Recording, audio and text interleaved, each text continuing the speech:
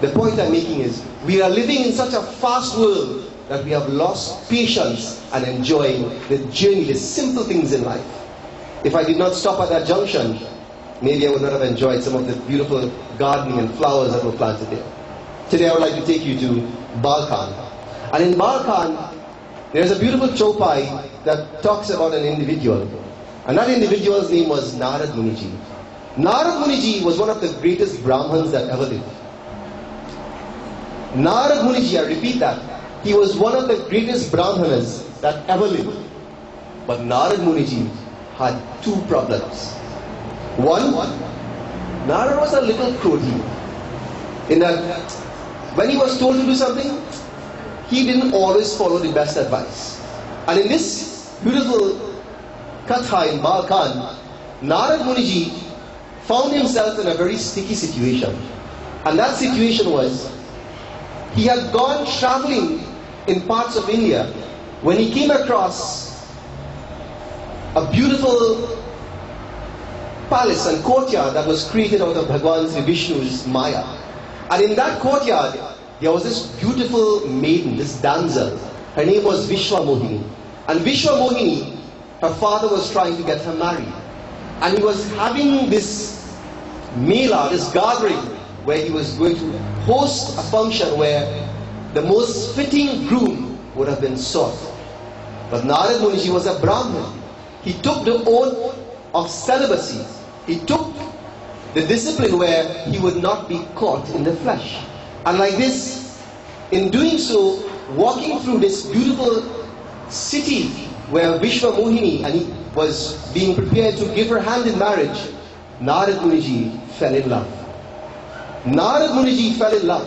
He forgot about all the oath and celibacy that he took upon himself, and he decided, you know what? Maybe this is not Kali Yuga in the time that he was living in, but he wanted some fast, quick response to his prayers. Narad Muniji decided, I wanted to get a blessing from the Lord quickly. And Tulsidas tells us in Balkan, please join as he... Narad Muniji is saying, Jap tap kachuna hoi tehi kala. Jap tap kachuna. He's saying, now is not the time for prayers, you know. He's saying, let me go and devise some kind of scheme, some kind of plan, he's saying, to make this Vishwamohini want to marry me. He's saying, this is no time for prayers, and more than that, this is no time for patience. He's saying, oh God, how am I going to get and win this maiden's hand in marriage? Listen to Narad Muniji's words. He says, now is not the time for prayers, and now is not the time for patience. I want to get married now. And I want to get married to that Vishwamohini. Narad Muniji was one of the greatest Brahmins, as I said before.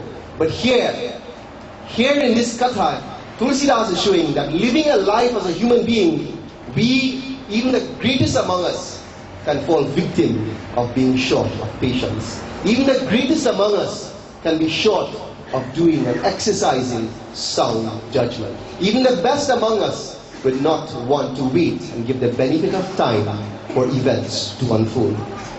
This morning, I would like to share with you six different guidelines, 6 different steps that we should learn to implement in our life to develop patience. And in speaking to you, I am listening to myself, because I also need to develop this quality. The very first is that we need to prioritize patience. We need to know that patience is a virtue that is worth developing in our life. You first need to agree. You know, in Alcoholics Anonymous, in that organization, or as a matter of fact, in any Anonymous, any Addictions Anonymous, whether it's in Cocaine Anonymous, Marijuana Anonymous, Alcoholics Anonymous, whatever it is, one of the very first suggestions, or mandate rather, in recovering from your addiction, it is to first admit you have a problem. Unless you admit you have a problem, then you have nothing to fix. And it's not only in addictions, it is in any quality, any negative quality that we would like to improve upon. Unless we acknowledge that it is a shortcoming in our life, how could you fix it? And the very first suggestion first step in building patience as a virtue, it is to set it as a priority. I have done so because I have recognized that my fuse sometimes is very short. If you want to hatch an egg, how do you do that? If you want to create a chicken from an egg, how do you do that? You put it through the process of hatching, right? Right temperature and right time. But if you go about smashing the egg and wanting to get a chicken developed immediately, it would ruin the process, isn't it so? And you definitely will not achieve the outcome. And this is why, if you think of the analogy, some things in life, or many things in life, require time, and it requires following the process to achieve it. And this is why, when we understand that we should set the virtue of patience as important and worthy in our life, we would have started on the very first and important step. You see, when you practice patience, if I practice patience today, the benefit of patience I will not see immediately. The benefit of patience, if I practice from this moment, I will not see the returns on that immediately. But who will see it? Other people. Other people will reap the benefit of my patience immediately. Because the returns on my establishing patience or living a life with more patience, the payback for me will be long term because it requires an investment. But immediately those around me will benefit from it.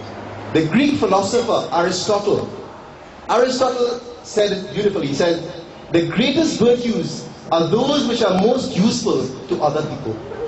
He says the greatest virtues are those which are beneficial to other people. So today I ask you to first, in the very first step, it is to understand that we need to prioritize it. In the same way that you want to lose weight in the gym, lose weight and you would change your eating habits and exercise, we make it a priority. In the same way that we want to succeed in business, we establish a business plan and we invest in that. We put certain priorities. In the same way that we want to succeed in school, we have a plan for ourselves and we prioritize study time and all the other disciplines. In the same way, as a human being, if you want to have more patience, you must have a plan and prioritize what needs to be done. So the very first thing is to establish a plan that says patience must be a virtue that is important to me. The second step is to understand that it takes time to build good relationships. I want you to think of the relationships in your life. Today I am very happy to see someone who I've known for many, many years, Dotsie, is visiting from New Jersey. And over the last week she visited and we were having conversations about friends, acquaintances that we knew 10, 15 years ago while living in the United States. And today, out of maybe the 20 people that we knew in common, there were probably just 5 people who today still remain as friends, isn't it? Close friends. And in the same way in your life, and in all of your lives, and those who are listening to this broadcast on the internet, in your life, you may have come across many people, hundreds or maybe thousands of people, but it takes time and investment. For today, out of the hundreds or maybe thousands of people that you would have come across, only those people that you invested time, today you can safely say, I maintain them as close to me. Whether it's close relatives or close friends. To build relationships requires time. And time, friends, is talking about patience. Anything worthwhile requires time to build it. You see, and the more people that you would like to establish that relationship with requires more time.